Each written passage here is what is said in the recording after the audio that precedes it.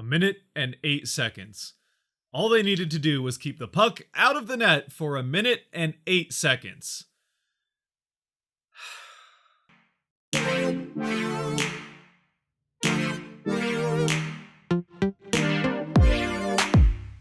What's cracking, everybody, and welcome back to Kraken R&R, where the Seattle Kraken fall to the New York Rangers 3-2 in not overtime, because we didn't get to overtime. As we talked about last time, over the last 6 games or so, the Kraken have looked like a much better team and more consistently than we've seen through large portions of this season up until this point, and even have started to get the results here in those last few.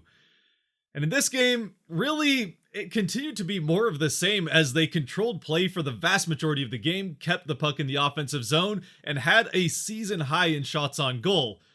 However, they're not able to get the result and can't even get this game to overtime to get that one extra point. And that, of course, is thanks to something that we became all too familiar with during that 9-game losing streak that preceded this stretch of better play. Yet another third period quick response goal. It is an Adam Fox-less New York Ranger team that the Kraken end up facing, though Seattle is not free of injury issues of their own. They aren't missing anyone as good as Adam Fox, partially because they don't have anyone as good as him, but are still without Jamie Alexiak, who's day-to-day, and Carson Soucy, who is listed now as week-to-week, as well as Calle Jarnkrok in this one, who is a late scratch just before game time. The good news being that Geekie is able to come back off the injury list and onto the starting roster for the first time in a while. The game gets off to a pretty slow start, especially considering there isn't even a shot on goal in either direction for the first 6 minutes of it. Though it does start to pick up from there, as over the next minute of play, there's 5 shots off on goal, 3 of them for the Kraken. And then, a couple of minutes later, with the game still scoreless with all those shots being saved, it's the Rangers who get the first power play. And, unfortunately, it's a power play that they're able to make count on a pretty nice passing play that zigzags back and forth from one side of the Kraken end of the ice to the other, tic-tac-toe, off Zibanejad's stick and into the back of the net past Grubauer, who... there's not a ton he can do about this one. It's just one too many crossing passes that are allowed to happen by the Kraken defense, and it's 1-0 Rangers. McCann, who was fantastic again in this game for Seattle, tries to respond shortly after with a rush chance, but his shot goes wide. Then, following even more Kraken pressure at the New York end of the ice in what was another very good first period for the Kraken as they continue to get that part of their game turned around, it's Seattle's turn to go on the power play, but as their power play troubles continue, this one is killed off without even a shot on goal. Coming off yet another failed power play for the Kraken, as we've gotten used to back at 5-on-5, they do look like a much better team and are able to continue to pressure the New York end of the ice, getting a number of shots off on goal, although most of them are kept to the outside and all of them are stopped by Shesterkin, except for one, but that one bounces off the crossbar and all the way out of the zone as we get to the end of a first period that the Rangers lead 1-0. Of course, in spite of the Kraken having the better of the possession time and shots on goal. And there's even more bad news for the Kraken as we come out into the second period, where we find out that Carson Kuhlman, who went awkwardly into the boards in the first period after laying a big hit, isn't going to return to this game with an upper body injury. It looks like a wrist injury for him. Seattle, though, even a man down on the bench for the rest of the game, is able to pick up in the second period where they left off in the first, with pressure at the New York end of the ice.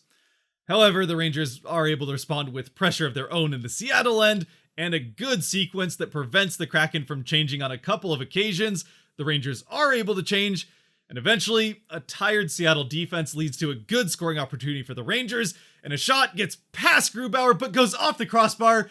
and stays out. Unfortunately, unlike when the Kraken put a shot off the crossbar at the end of the first period, this one goes off the crossbar, hits Lafreniere in front of the net, who is able to tap it into a basically entirely empty net, as Grubauer went a little too far out of the net to try to block the first shot, which he wasn't able to do, and then leaves the net empty for Lafreniere to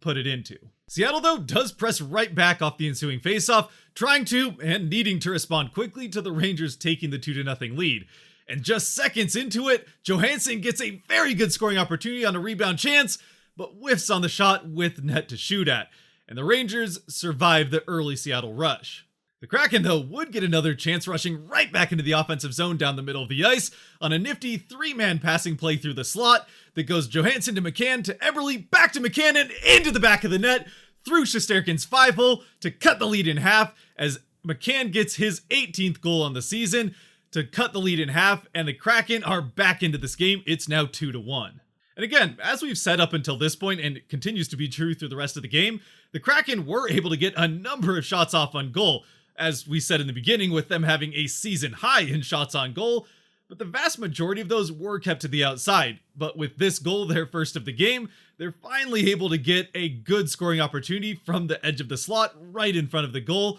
with that passing play that goes up the middle of the ice. Of course, again, McCann having the hot stick, able to finish it. And speaking of hot or cold sticks, Eberle, who has been very much on the other side of that, does get his first scoring point in 9 games, getting the primary assist on the McCann goal.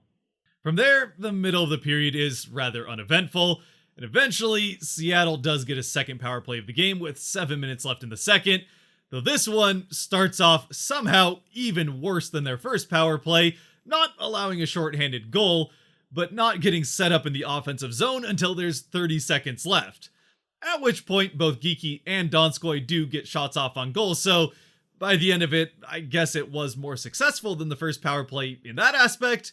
but it still killed off without a goal going in. Final minutes of the period, Seattle again looking much better 5-on-5, continues to pressure the New York end of the ice, getting shots off on goal, and one very good scoring opportunity for McCann, who gets a rebound chance, but like Johansson earlier in the period, whiffs on it with a fair amount of net to shoot at. And we get to the end of the second, with the Rangers still having a 1-goal lead, now 2-1. Pretty much right away to start off the third period, the Rangers get their second power play of the game. It gets a couple of looks and a shot off on goal, but is killed off successfully by the Kraken, who off of it are able to press right back to the other end and hold the offensive zone for an extended period of time. All started with a Borgen rush to the net that Shesterkin is able to come up with the save on, and he continues to come up with more saves through this series of pressure by the Kraken,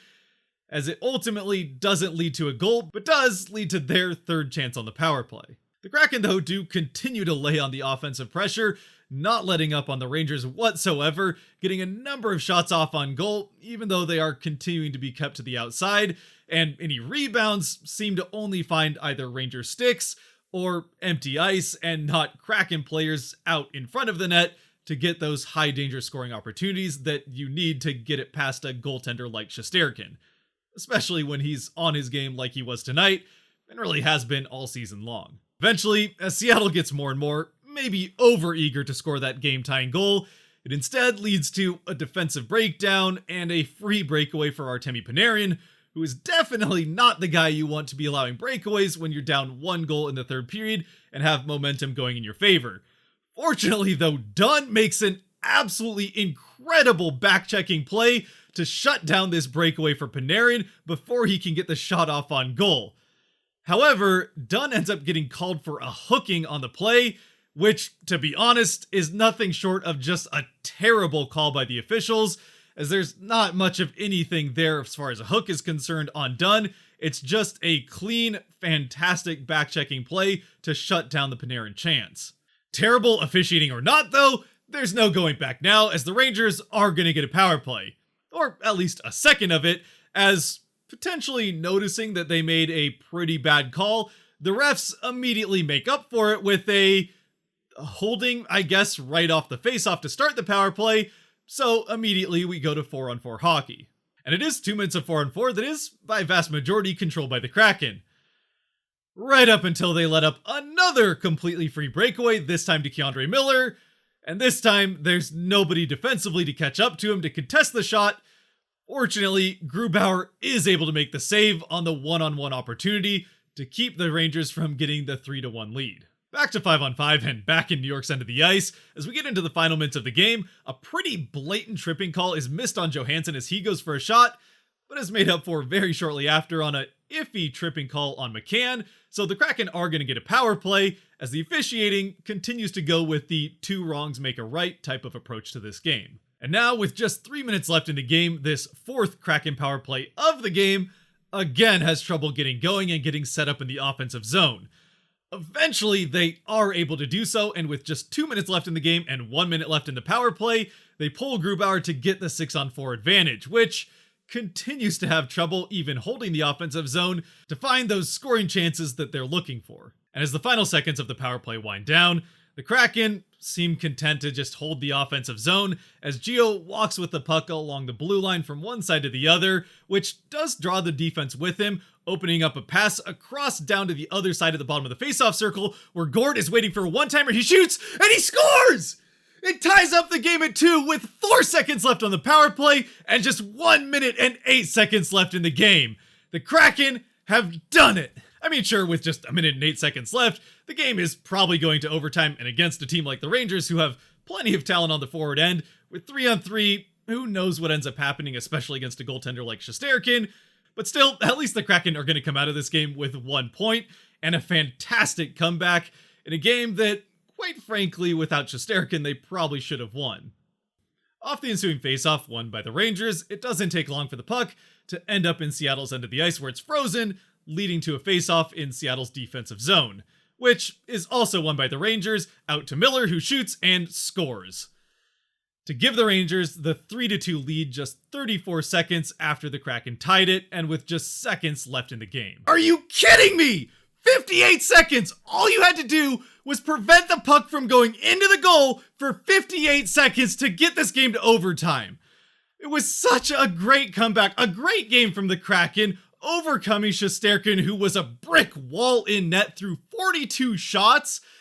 to get that game-tying goal with 1 minute and 8 seconds left. And no, you couldn't prevent that quick response goal just 34 seconds later from going into the net to get it to overtime, to at least get something out of this game that had, up until this point, been fantastically played by the team. Nope, it's all ruined just like that. It's an uncontested shot right off the faceoff that comes from near the top of the faceoff circle without any Kraken player there to challenge the shot or try to get in front of it to block it, that goes straight from Miller's stick into the back of the net past Grubauer, who never even sees the shot until it's behind him in the net. Now, you might be wondering why there wasn't a Kraken player up by Miller challenging for that puck right off the faceoff, or at least trying to go for the block shot if he is going to get that shot off from the top of the faceoff circle. And that's because Sheahan, who should have been and would have been the one going to challenge Miller's shot, ends up getting checked to the ice well away from the puck as he's going up towards Miller and the shot. And for those of you who are newer to the game watching this and think, that shouldn't be allowed, should it? Well, you're right, it shouldn't be, and it isn't. This is basically the picture definition of interference in the NHL, specifically the picking play under the interference rule. In fact, when you go to look up the pick rule in this year's NHL rulebook, a picture of this play is already right there next to it.